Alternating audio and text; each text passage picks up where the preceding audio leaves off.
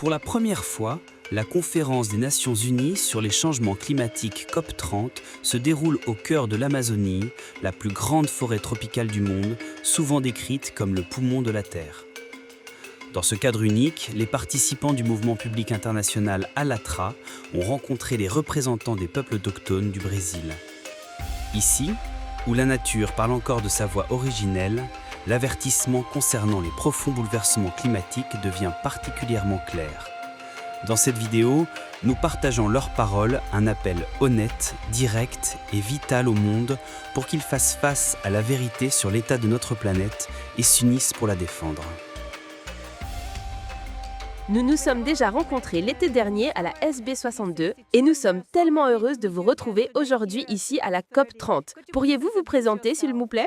Je suis Adriana Kayani. Je suis une femme autochtone du nord-est du Brésil. Je représente le biome de la Caatinga. Mon peuple est celui d'Exucuruduroba. Nous faisons partie du ministère. Je suis Tupinamba, je viens du peuple Tupinamba de Livença. Je vis au Brésil, à Bahia. Je vis dans un village autochtone et je participe à un programme du gouvernement fédéral appelé Kuntarikatu qui forme des leaders autochtones à la politique mondiale. En réalité, je représente la voix de mon peuple, n'est-ce pas ? Et je porte la démarcation territoriale comme mesure d'atténuation et comme justice climatique. Car il n'y a pas de justice climatique si les territoires autochtones ne sont pas délimités, n'est-ce pas ? Parce qu'il n'y a pas de protection de l'environnement. Si nous n'avons pas pleinement accès aux droits qui nous reviennent. Notre territoire est notre protection dans les villages. Quel est le principal axe de votre travail et qu'est-ce qui vous amène aujourd'hui ici à la conférence COP30 ? J'espère qu'avec cette COP qui se tient au Brésil, sur des terres autochtones, car le Para est un territoire autochtone au Brésil, ce sera un moment où le monde comprendra comment nous, les peuples autochtones, pas seulement ici au Brésil, mais partout, aimons la terre-mère. Ici au Brésil, et je crois dans d'autres territoires aussi, les peuples autochtones se battent pour la nature, afin que tout le monde puisse avoir accès à la terre-mère. Ici, nous vivons un processus de reconquête de nos terres. Nos leaders sont assassinés. Ils perdent la vie en défendant notre terre. Une terre qui nous a été prise dès 1500. Pour nous, la terre est sacrée. Elle est notre mère. Les mers et les rivières sont aussi notre mère de l'eau. C'est grâce à la terre que nous survivons. Elle nous donne la nourriture, elle nous donne l'eau qui étanche notre soif. Ainsi, la terre, en plus d'être notre mère et de nous protéger, nous permettant de continuer à exister ici, est quelque chose que nous défendons au prix de notre vie. Parce que si la terre n'existe pas, nous n'existons pas non plus. C'est cela notre amour, en tant que peuple autochtone, pour la terre-mère. Je crois que le fait d'avoir la COP au Brésil est une chance pour le monde de comprendre que nous, les peuples autochtones, détenons la clé de la préservation de la vie. Nous reboisons et nous savons le faire. Même avec toutes les pertes causées par le capitalisme, nous parvenons encore à restaurer la forêt.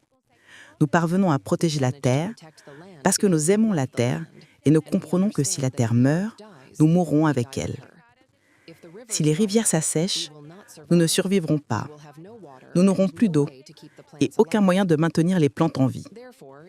Il est donc essentiel que l'univers et toute l'humanité apprennent à voir la terre-mère à travers le regard autochtone. Elle est notre mère. Ainsi, le gouvernement fédéral, en collaboration avec le ministère des Peuples autochtones, le Kuntarikatu et le ministère de l'Environnement et du Changement climatique, a réalisé un travail qui, pour la toute première fois, a amené une très forte présence autochtone ici.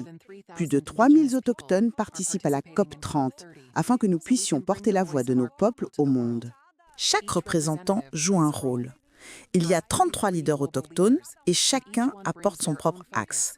Atténuation, adaptation, perte dommages, justice climatique, financement, entre autres. Dans mon cas, j'ai apporté la démarcation territoriale à la fois comme atténuation et comme justice climatique. Et je tiens également à préciser très clairement que la question du changement climatique ainsi que la lutte contre ce phénomène ne relève pas uniquement de la responsabilité des peuples autochtones.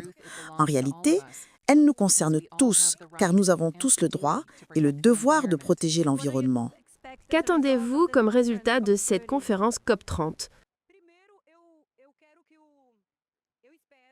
D'abord, que les peuples autochtones soient entendus, n'est-ce pas?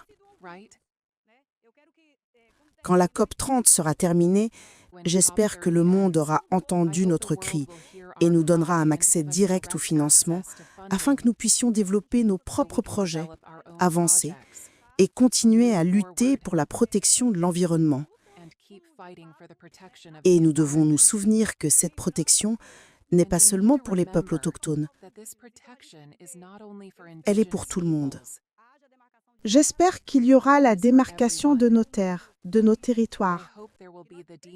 J'espère que le monde comprendra que nous avons besoin de protection environnementale et qu'il faut arrêter l'exploitation minière, il faut arrêter l'extraction pétrolière, il faut arrêter tout cela. Il faut stopper la dévastation et vraiment affronter le changement climatique. Et nous avons besoin que tous les gouvernements et toutes les parties soutiennent les territoires autochtones et les peuples autochtones.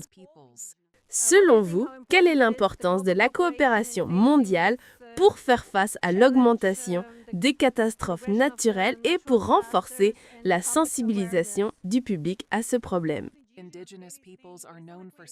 Les peuples autochtones sont connus pour quelque chose. Nous sommes reconnus pour notre unité, pour nos partenariats, pour nous rassembler, vous savez, et pour nous tenir côte à côte dans la lutte pour une cause, pour de nombreuses causes. J'espère donc que le monde comprendra que nous devons nous unir. Ensemble, nous pouvons construire de véritables partenariats, nous tenir unis et protéger collectivement l'environnement. Merci infiniment.